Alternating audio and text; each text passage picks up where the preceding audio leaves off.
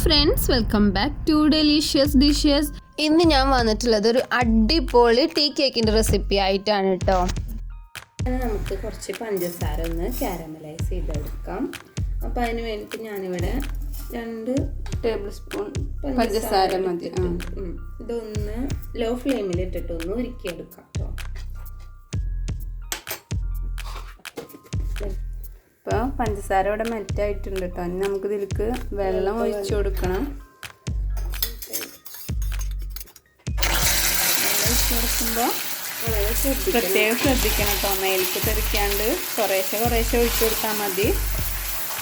ഇതൊന്ന് ലൂസാക്കിയിട്ട് എടുക്കാം കേട്ടോ.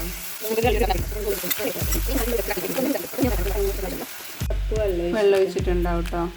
നമുക്ക് ഇതിൻ്റെ ഒരു സിറപ്പാണ് ആവശ്യം, അതാണ് നമ്മൾ ഇത്ര വെള്ളം ഒഴിച്ചു കൊടുത്ത്. പഞ്ചസാരൊക്കെ ഒന്ന് മെൽറ്റായിട്ട് വരട്ടോ. ചെറിയ അപ്പോൾ നമ്മൾ സിറപ്പ് ഇവിടെ റെഡി ആയിട്ടുണ്ട് കേട്ടോ. ഇനി ഫ്ലെയിം ഓഫ് ആക്കി കൊടുക്കാം.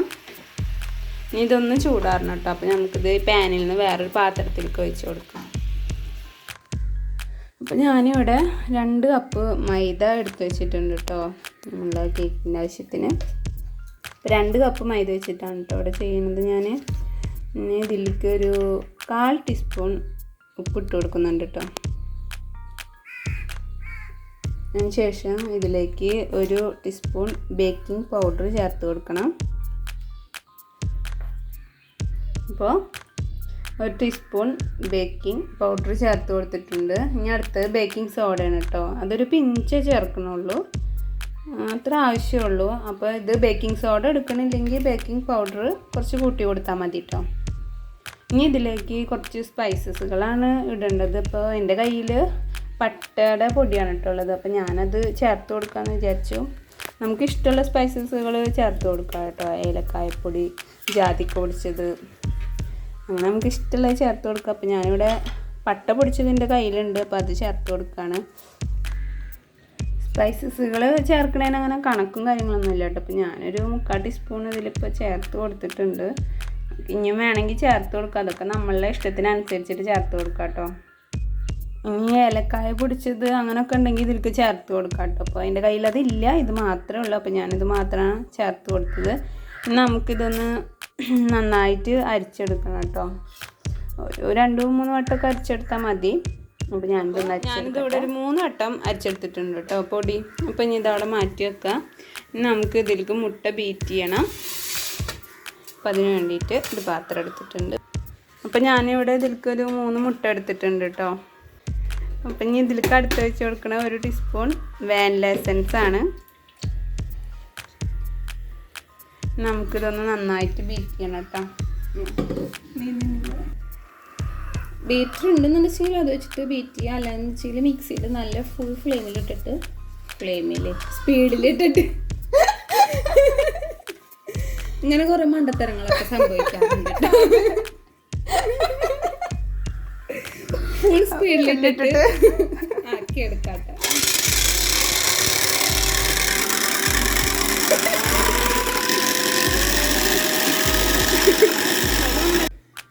പഞ്ചസാര ചേർത്ത് കൊടുക്കാം.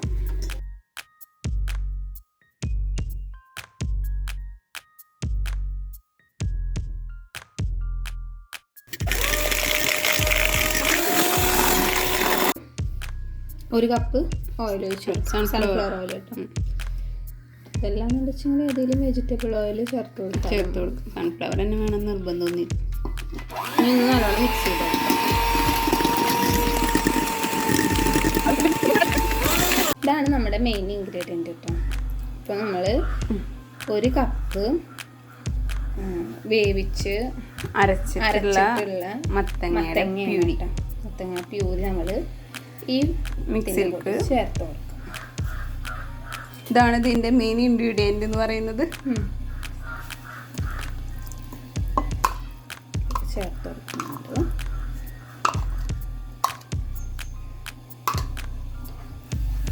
ശ്രദ്ധ പിടിച്ചു കൊടുക്കാം കേട്ടോ. ലോ സ്പീഡിലിട്ടിട്ട് കണ്ടോ. അപ്പോൾ ഇതിൻ്റെ കളറൊക്കെ മാറിയിട്ടുണ്ട് കേട്ടോ. ജസ്റ്റ് ഒന്ന് മിക്സ് ചെയ്ത് കൊടുത്താൽ മതി. അതിനുശേഷം നമ്മൾ ചേർത്ത് വെക്കുന്നത് നേരത്തെ കാരമലൈസ് ചെയ്തിട്ട് ചൂടാറാൻ വെച്ചിട്ടുള്ള ഷുഗർ സിറപ്പാണ്. അപ്പോൾ അതും കൂടി ഇതിലേക്ക് ചേർത്ത് കൊടുക്കുക. ഇനി ഇതുപോലെ ജസ്റ്റ് ഒന്ന് മിക്സ് ചെയ്യാം. നമ്മുടെ ബാറ്റർ റെഡി ആയിട്ടുണ്ട്. ഇനി നമ്മൾ നേരത്തെ അരിച്ച് മാറ്റി വെച്ചിട്ടുള്ള മൈദയില്ലേ, അത് 2-3 ഭാഗമായിട്ട് ഇതിൽ ചേർത്ത് കൊടുക്കാം.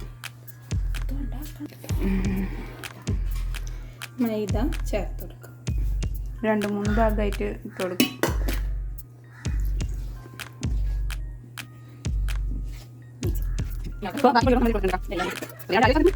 കേക്കിൻ്റെ ബാറ്റർ ഇവിടെ റെഡി ആയിട്ടുണ്ട് കേട്ടോ.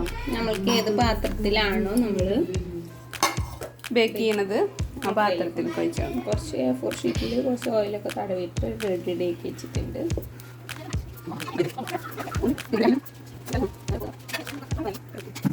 കൊടുത്തിട്ടുണ്ട്.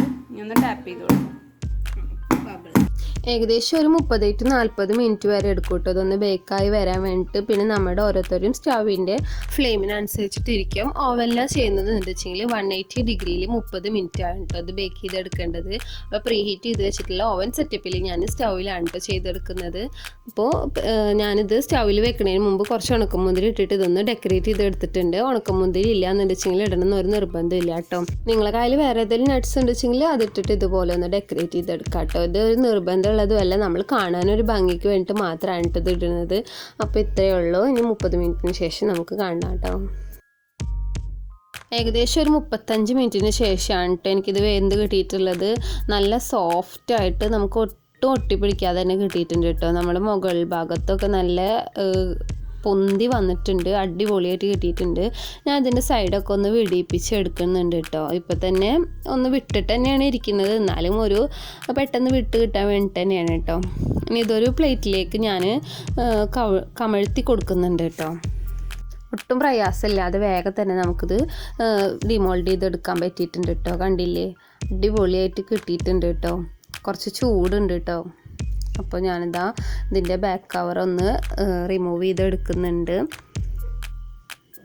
ഇതാ നമ്മുടെ സൂപ്പർ സോഫ്റ്റ് ആൻഡ് ഫ്ലഫി ആയിട്ടുള്ള പംകിൻ കേക്ക് കൂടെ റെഡി ആയിട്ടുണ്ട് കേട്ടോ. നല്ല സോഫ്റ്റ് ഉണ്ട്, അതുപോലെ തന്നെ നല്ലൊരു ഫ്ലേവറാണ് കേട്ടോ. ഇത് വേവിച്ചിട്ട് നമ്മൾ പാന് തുറന്നെടുക്കുന്ന സമയത്ത് ഉണ്ടായിരുന്നത് അടിപൊളി ഫ്ലേവറാണ്.